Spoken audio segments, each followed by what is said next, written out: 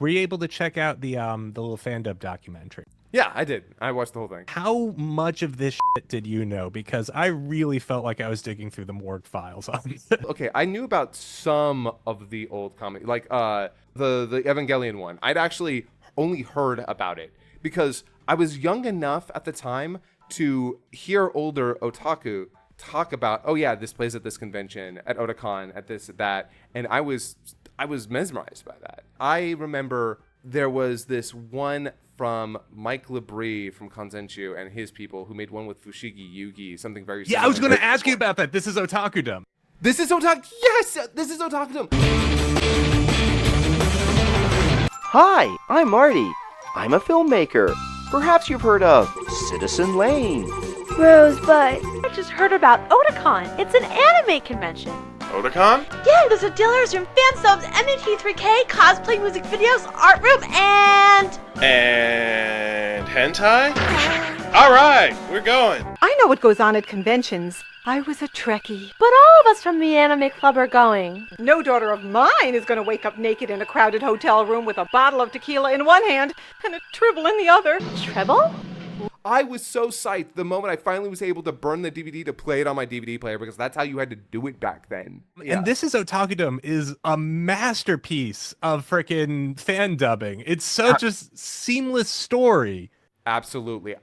Oh my God, there's the line, parents always told us to say no to drugs, but honestly, crack cocaine would have been a less expensive habit.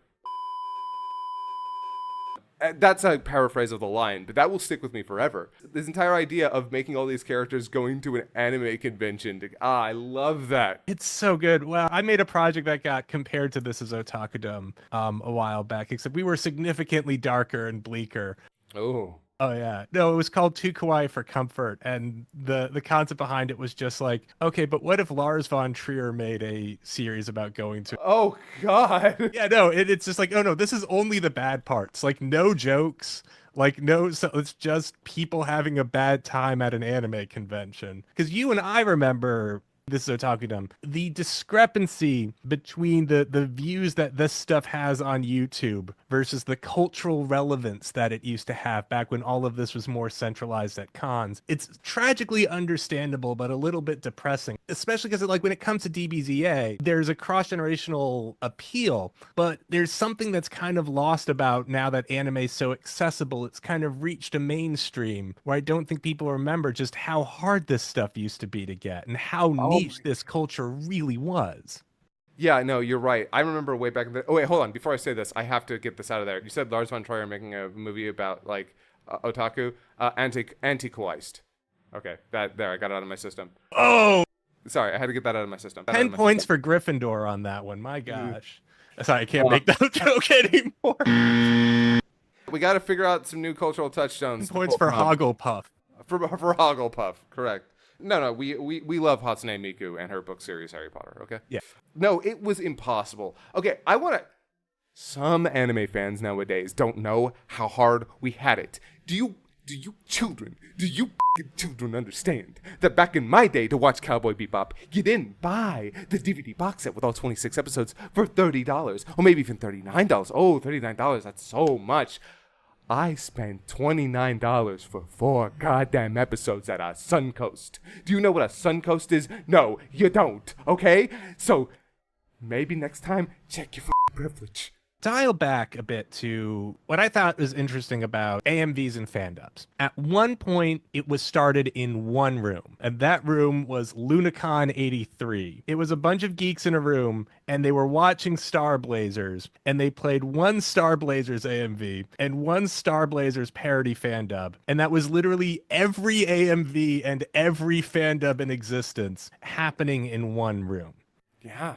You know, in terms of how hard geeks had it, like that's how you used to watch Star Blazers, was you had marathon screenings of it. So when I was making this project, which was an insanely overlong video that I pushed my luck on, the cool thing about the internet, let me ask you this, had you heard of You Say Yamato, the first fandub? You Say Yamato? Yes, after the You Say Potato, I Say Potato song. Oh, yeah, you know what, that must be it, yep. And the crazy thing, I make this video, it's still only at like 10,000 views. There are freaking otaku who saw Yusei Yamedo posting about it and leaving comments on it on this video. Oh my god. I was shocked. I'm like, what the fuck? That's actually sort of amazing. Yeah, no, I'm like, the internet's fucking incredible. So I'm getting firsthand accounts on like what the old guard of like con-only parody fandubs had to include. And Yusei Yamedo only existed on one VHS tape because they were so nervous about other people copying it. And that's how closely guarded this was. You know, one thing I want to say about those older comedy fandubs, and I really do mean this sincerely, I think they had a quality to them, both charming in their, how do you put this, in their rough cut. Because back in the day, to make this work, it was a struggle. You could have just ripped the footage and then use a fucking editing software. You were doing a billion different insane things that would make any millennial just break down and cry. I gotta give it up for Gen X on this one. My God. One of the cool things about it isn't just the ingenuity and the hard work that went into it. And it isn't just the charm of it, you know, in its kind of rudimentary early state. It's also, it felt like a lot of them were genuinely trying to make real comedy out of it. Thank you all for coming, and thanks for all the toasters. I love them. And special thanks to General Leonard, who brought the hookers and the potato salad. Thanks a lot. Well, thank you, Missy. We're here to kick ass and chew bubblegum, and we're all out of ass, so we're just chewing bubblegum. I don't want to say that, oh, comedy has gotten worse over the years, because in certain extents it has, and in certain extents it hasn't. But one of the things that I have seen, and this kind of ties back into what you said about comedy in fan spaces, and how a lot of it is notorious for being very bad. I think that it has gotten to this point where a lot of people use memes or long-running jokes or just stuff that they've pulled from other comedies that they've seen and use that and think, I'll just put this into those characters, into these characters' mouths, and that will be funny. And as somebody who did a commentary on his first season and was face in palm for a majority of it, I am no stranger. I am not without sin. I am throwing this stone knowing very well that my glass house has fallen down around me. I've accepted that. Hey, I'm here. Bulma. Hi. We didn't have characters for anybody yet. How did anybody watch past our first episode? I don't know. Question. The way that I've looked at it is cringe is a state of matter. You know, like sometimes we're water, sometimes we're air, sometimes we're cringe. Yes. And I look at a lot of those older ones and you'll definitely see references. You will always see references. That was sort of inescapable in fan communities, but it did feel like at the time they were trying to maybe make a pastiche, but still say something original. Still try and make original comedy out of it. Come see our fan parody! Oh, come on, please! Well, the crazy thing with all of those were the first copy pastas. And that was because it was all shared through analog and tagged on the back of tapes. The Dirty Pair Does Dishes. Here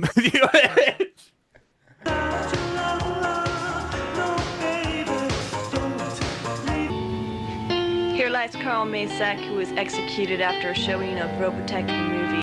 The more I read about it, the more that this sounds like this was the first truly infamous parody fandub, and everyone had seen it so many times, they all got so fucking sick of it. Tragically, it looks like one of them, this is how niche this is. I found Pine Salad's like old channel, which I found fascinating because they had like vintage con footage and like real VHS stuff from like the 80s. And I'm like, oh, wow, this is crazy.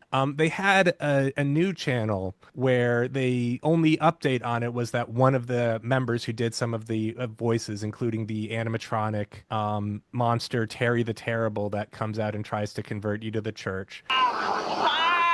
I am Terry the Terrible. Repent, sinners. Judgment Day is at hand. Read the Bible. Recently passed away this summer in June. And the thing that I was shocked about this was that Pine Salad's current YouTube channel has 2 subscribers on it, and one of them is me. Oh, wow. Okay. That's how buried to history this kind of was. But I'd love to track down Pam Buck, who was like the voice of Kay on there. Get to the point, Luigi.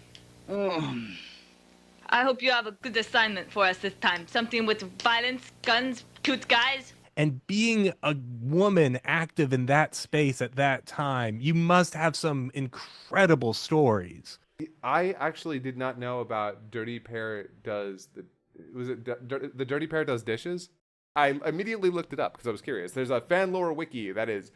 I love this. I could get lost on this website. I always feel like I'm hearing this like, oh yeah, there was this old other fan dub. And every time I see that, there's a part of me that instantly wants to get on it. I want to know all about these. I want to learn all about these. Honestly, when I heard that you were making this and I watched your original video, I was absolutely thrilled. I'm so happy. Oh my God, Senpai noticed me. Well, it's really cool because I've lived in fan spaces for so long. I've lived in 2 different big fan spaces. I'm a furry and I'm a big anime guy.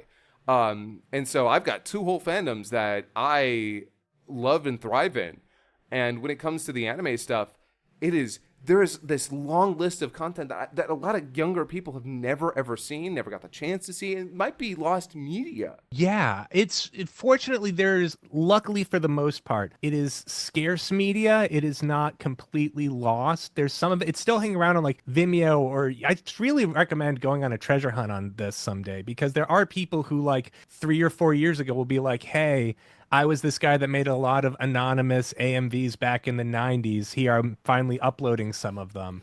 And, what's weird and what I feel personally protective about, and what I, wanted to talk with you about, is that it's a culture that was really, hip hop is celebrated as a major cultural remix movement and its underground roots, which were, just as illegal technically as fan dubs. You guys are doing, and what the abridging movement does, and what all of these AMVs and fan dubs were remixing.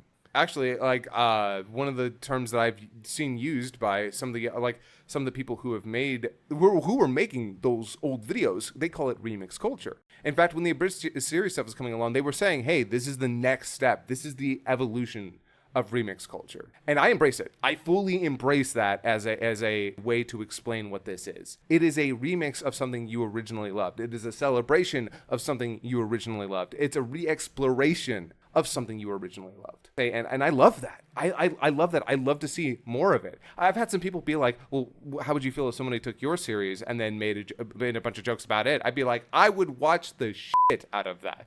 Okay?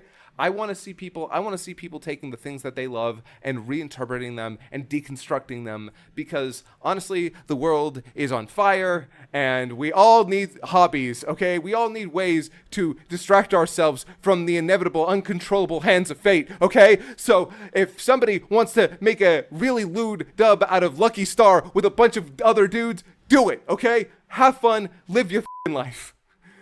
Hey, man.